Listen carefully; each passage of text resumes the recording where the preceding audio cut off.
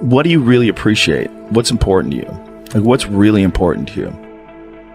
Because you don't have forever, right? So what is important to you? Because you only have 24 hours in a day. So what's important to you?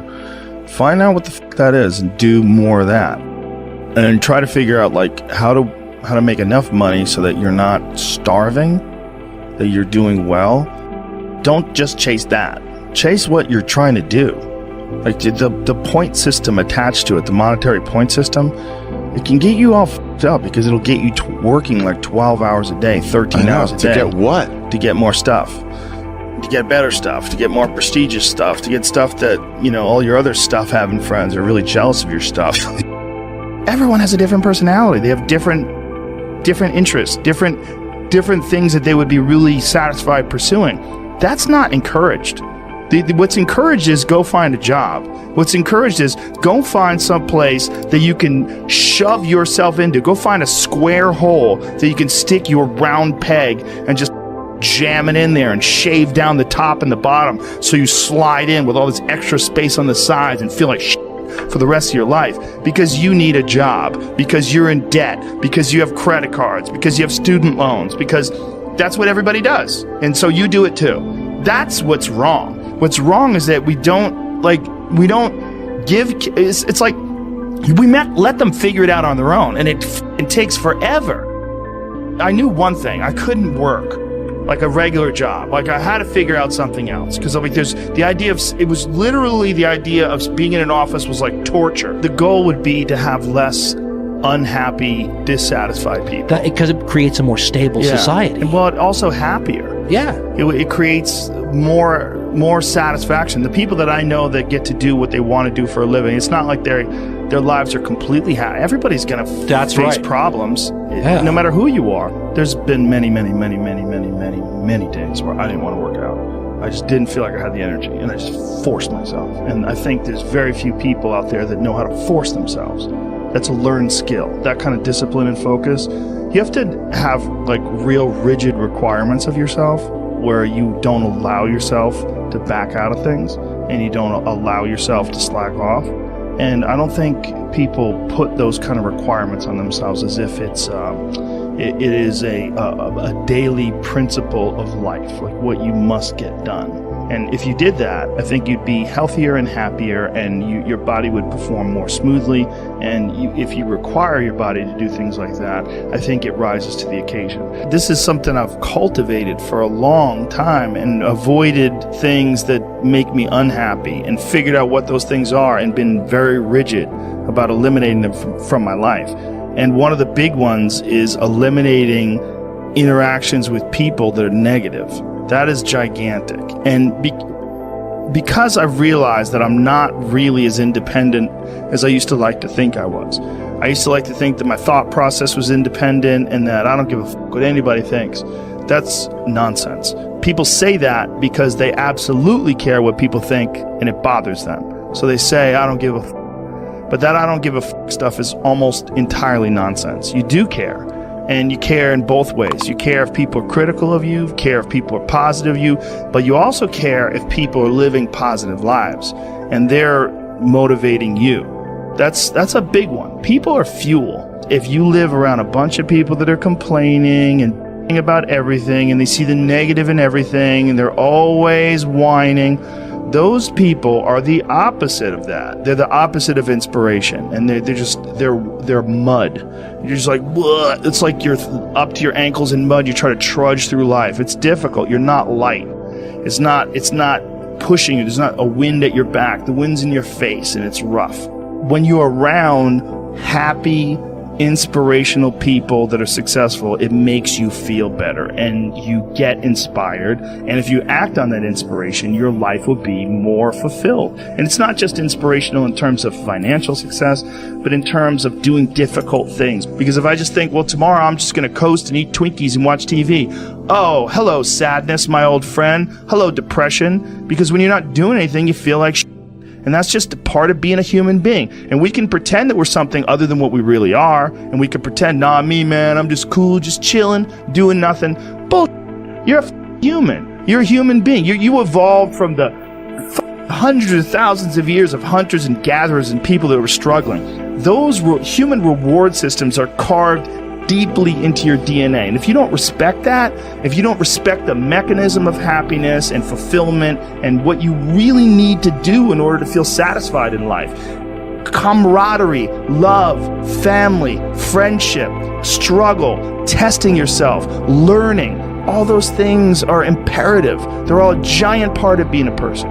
There are very few people that have that kind of discipline. So because of that, they come up with excuses. And excuses are a giant part of the problem. It's not simply a physical health issue. There's also mental aspects of it. And discipline's a big one. I just know way too many people who are weak mentally. And I can't just chalk it off to only, their physical, the way they physically feel. Because I felt like 100 times. And then I worked out and then I felt way better. It's just a fact of life. That's real.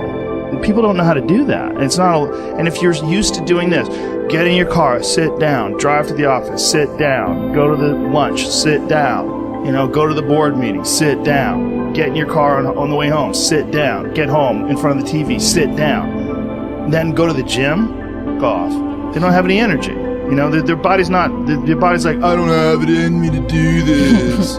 And I don't believe that. I think it's a lot of it is the mindset. The opportunity takes place usually when you're young and you don't have any responsibility. That's when you have your options. Well, your options are severely limited the more you gather responsibilities. If I had to quit everything now and struggle the way I struggled as a stand-up comedian, it would never work. But the only way I could be this person now is if I took that chance when I was 21, when I was dead broke and had my cars repossessed and all that stuff. That's the only way you ever get where you want to go. You have to take a path that's dangerous, and most people want to take the safe path. And the safe path leaves you stuck in quiet desperation. Almost every time, it's hell. It's hell. You're selling insurance or some other shit that you care zero about. The way you can change is you have to put aside enough money to give yourself a window. And then you have to have a plan. And you have to spend all your waking hours outside of whatever job you do planning your escape. And you have to come to the realization very clearly that you f***ed up and you got yourself stuck. So whatever you're doing, you have to do it like your life depends on it. And whether it is you're trying to be an author and if you're gonna try to be an author and you're working 8 hours a day plus commuting plus family responsibilities or whatever else you have, whatever time that you have to attack like you're trying to save the world. You're trying to save your life. You don't want to drown. That 1.5 hours a day that you have to write, God, you better be caffeinated and motivated. You got to go. You got to get after it. And you got to have discipline. Most people don't have those things. Most people don't understand what it's like to really go for something. And to know that the consequences of not doing that are horrific.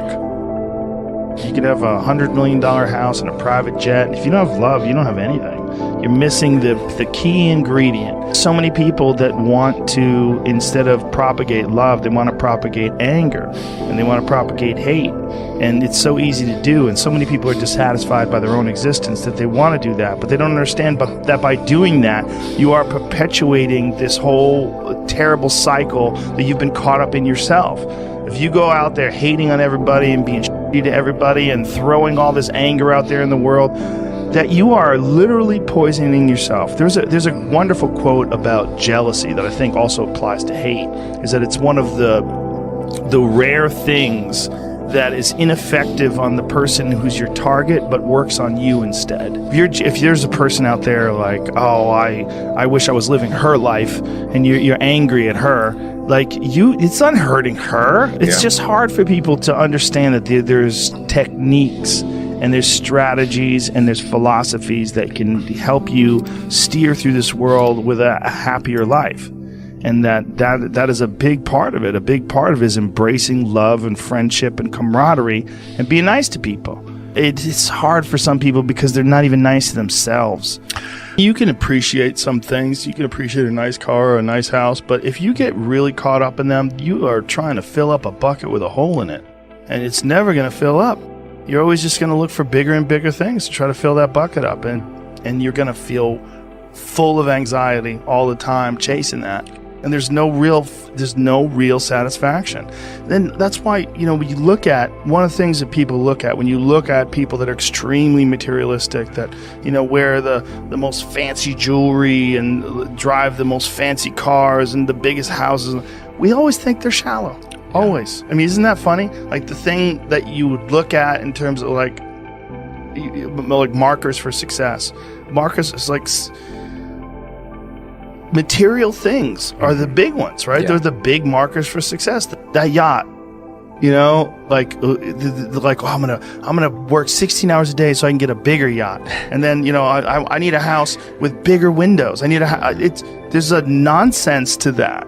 Like, look, I'm not saying if you can afford a nice house, get a nice house. It's great to have a nice house. But what I'm saying is, it's not the end. It's you are the project. Yeah. Your mind is the project. Yeah. How you treat people is the project. Yeah. How the way you are with your family and your friends and your loved ones and the people you communicate with. Get better at that. That's the goal in this life. The goal in this life is how we treat each other.